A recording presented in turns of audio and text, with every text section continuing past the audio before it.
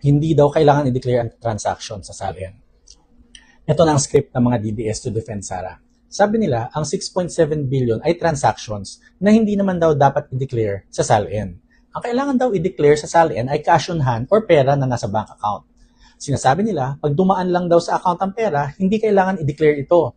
End balance daw ang kailangan iligay, hindi kung magkano ang perang pumasok at lumabas sa bank account. Magaling na palusot. At first glance, mukhang logical. Mukhang makakalusot, no? Pero hindi. Maling-mali ang sinasabi nila. It must be remembered that the SALN is just a mechanism. It is a tool for checks and balances. The Supreme Court has consistently ruled that the SALN is intended to make public officers accountable to the people through disclosure and public monitoring of changes in their wealth. It is a check and balance mechanism so that the public can monitor movement in the fortune of a public official. And the SALN helps verify undisclosed properties and potential unexplained wealth arising from non-disclosure. In other words, ang SALN ay isang tool para ma-discover ang unexplained wealth ng isang public official. Ang tunay na tanong dito ay hindi kung kailangan bang ilista sa SALN ang bawat deposit, withdrawal, or transfer. Siyempre hindi naman ganon. Hindi ledger ang SALN. Pero ang tunay na tanong dito, may unexplained wealth ba? Diyan, nagiging importante ang bank transactions. Hindi dahil kailangan sila na isa-isang ilagay sa SALN. Kung hindi, dito kasi nadidiscover at nare-reveal kung ang dineclare na yaman ng isang public official ay tugma sa totoo niyang financial reality. Kung ang isang public official ay may bilyong-bilyong pumasok at lumabas sa kanyang account, kailangan tanungin, saan nanggaling ang perang yan?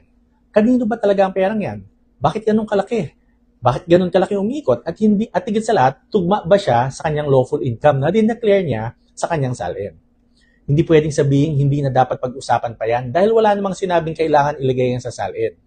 Kasi kung ang scale ng pera na dumadaan sa account ay bilyon-bilyon at sobrang layo sa salary at lawful income ng Vice President, yan ay evidence of unexplained wealth.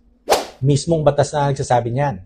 Under Republic Act No. 1379, kapag ang property or money acquired by a public official during incumbency is manifestly out of proportion to his salary, other lawful income, and income from legitimately acquired properties, there is a prima facie presumption na unlawfully acquired yan. Malinaw na bank deposits can be taken into consideration in enforcing the law on unexplained wealth. So hindi pwedeng depensa na hindi naman kailangan i-declare ang transaction sa SALN. Ang issue ay whether or not those transactions reveal wealth that cannot be reconciled with lawful income and truthful SALN declarations. Kung mapapaliwanag lang na maayos, edi good. Pero kung hindi mapaliwanag, huwag tayong maglukuhan. Hindi rang red flag yan. Clear evidence of unexplained wealth yan. Isipin mo, bilyon-bilyon ang pumasok sa account mo tapos hindi mo ma-explain kung saan galing. At worse, hindi ito simpleng criminal case. Hindi ito usapan lang ng technicalities or whether or not present ang mga elements ng crime. Impeachment proceedings ito. At ang claim dito ay betrayal of public trust. Ibig sabihin, this is a very serious matter. Hindi ito laban ng technicalities. Sa impeachment, ang tunay na tanong ay ito, bakit may napakalaking perang dumadaan sa account ng Vice President? Tugma ba yan sa lawful income niya? Naipaliwanag ba niya ng maayos ito? Naka-reflect ba ito sa kanyang SALN? Or may tinatago ba siyang yaman? Ang SALN is a tool and bank records are also tools. At sa impeachment, ginagamit ang lahat na yan to filter out the truth. And the truth is, bilyon ang pumasok sa account ng Vice President. And it is also true na ang income na declared niya sa kanyang SALN ay wala man lang sa kalingkingan ng amount na yan. If this is not evidence of unexplained wealth, ewan ko na lang.